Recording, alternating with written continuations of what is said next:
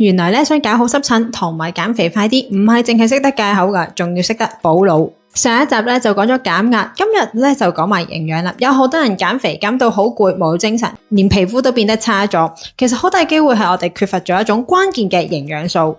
呢樣營養素咧就係維他命 B 集啦。維他命 B 集咧其實係我哋大腦咧嘅能量支柱嚟㗎，而當中嘅 B6、B12仲有葉酸係可以促進我哋嘅血清素嘅合成。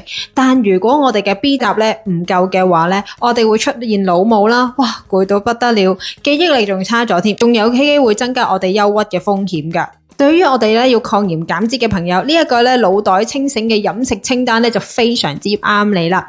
早餐就可以食咧燕麥粥再加一隻水煮蛋，補充翻我哋維他命 B 集仲有蛋白質。而 lunch 嘅方面就會要揀一啲低 GI 嘅糙米配我哋嘅三文魚同埋椰菜花，因為咧佢有齊晒 B 集啦、DHA 啦，仲有維他命 C。